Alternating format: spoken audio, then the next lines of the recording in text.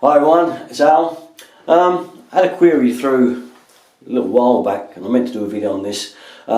Somebody had replaced their kitchen taps and found that after they had done so, that the hot water pressure was very slow to what they had before. Now, this is a video I've been meant to get round to because this is quite a popular one that keeps coming up. So kind of what is happening, I'm going to explain to you what's happening and what you can possibly do about it. Now, like a lot of times, like these basin taps are the type of thing you can get, and you can fit them and again find the pressure on the hot is dropped. And if the cold is off the tank, that also could be dropped, because these taps are highly restricted inside, and this could be further complicated by having flexes and ball affix valves, and sometimes they've just got a very tiny hole for the flow to come through. I think this is a problem more akin to the fact that taps are made with high pressure in mind. So if you've got a combination boiler, obviously no problem whatsoever. There's no need to watch this video any further because you haven't got a problem. As you well know, your taps all run fine because a Combi has mains pressure both ends, so you're covered. But when you have the normal type domestic cylinder, as my jeans, with a hot water cylinder, and it's a kind of open vented system, as we call them, then this problem shows up. So what can we do about it? Now, I had a chap just the other day, he fitted some sink taps and he's just got no flow out the hot as well. So let's have a look. I've made a little drawing here. Yeah, here we are. I'll show you my little drawing. And a lot of systems are like this, where you have a roof tank here. You could have a cold feed coming down to the basin and bath and toilet, which is low pressure. So automatically you're getting very low pressure because it's coming from the roof tank down there and feeding the taps. Now, the cold there could be easily overcome because what we could do here is to cut the main up here in the loft, cut this feed over here and link the main straight on, blank off the tank feed there, and automatically your cold is in on the main. The only thing you'll have to do extra is in the toilet system to replace the ball valve to a higher pressure one. So that's a nice kind of sneaky easy way out of the cold feed if you've got it from the tank. Okay, replace it, and that will get you fast pressure out of your basin tap there and your bath tap. But obviously it doesn't cure the hot problem, because the hot is coming down a cold feed here into your hot water cylinder, comes out the top and round to your taps, bath, basin and pan.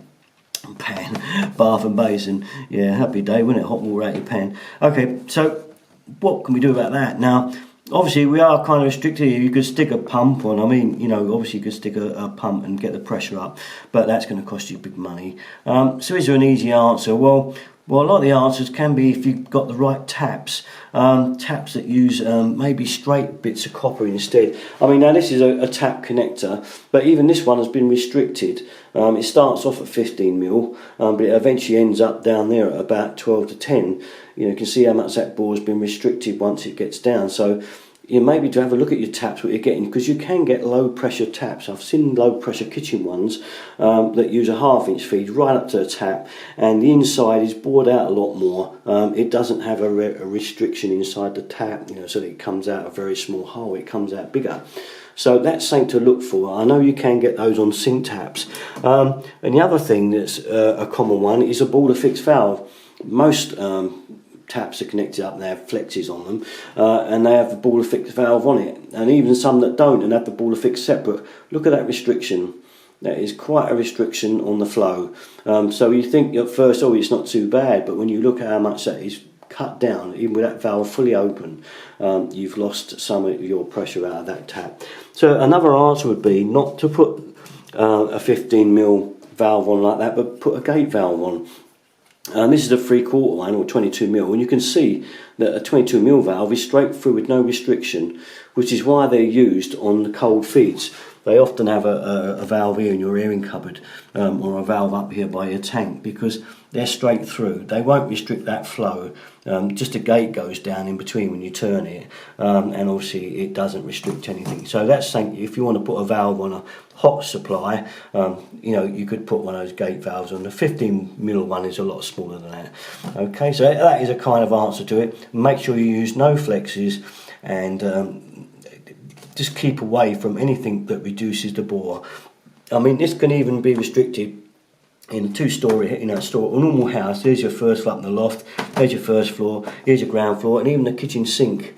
If you have these restricted taps on, will restrict that hot flow and cut it down.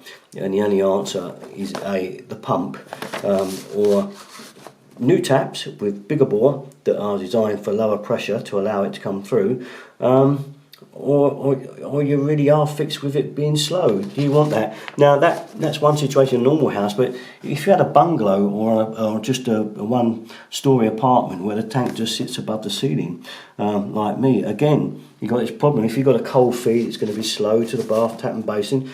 Again, you can easily get over that one. Cut the main. There's your main going into the tank. Cut it and bring it round, link it onto the cold feed, blank it off at the tank, and then that suddenly becomes mains pressure. And then all you've got to do again is renew the ball valve, or put a high pressure ball valve in the toilet system, and all will be well.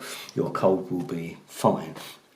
But again, the hot one is the one, isn't it? There it goes down to our cylinder, out the top, and around to our sink tap. Now if you just change those taps and you've got those heavily restricted ones on with things like border fixes and those really thin hoses which I've seen that connect some taps up, especially those cheap ones, then your pressure is going to disappear out of that hot tap and you'll have no oomph whatsoever.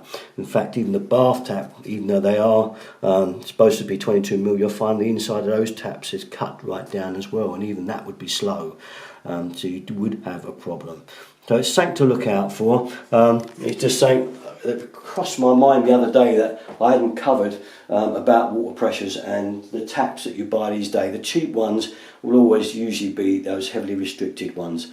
So that's something to look out for. If you're buying new taps, do look and check your pressure at the tap before you buy them, because if you've got low pressure, make sure you have no border fix valves on there. It's okay to put one on the cold because that will be the mains pressure anyway. That will be fine, unless you're leaving the cold feed as it is from a roof tank. Then don't put a border fix on there either. Use 2 gate valves. Alright, have you got that? It's a lot to take in, I know, but this is all about keeping your water flowing properly at your taps. So there you are. It's just a quick one from me. Just something to look out for when you renew them, that this is a potential problem. Okay, that's about it then from me. All my stuff, to go, Derek and 33. Thanks again for watching. Bye bye.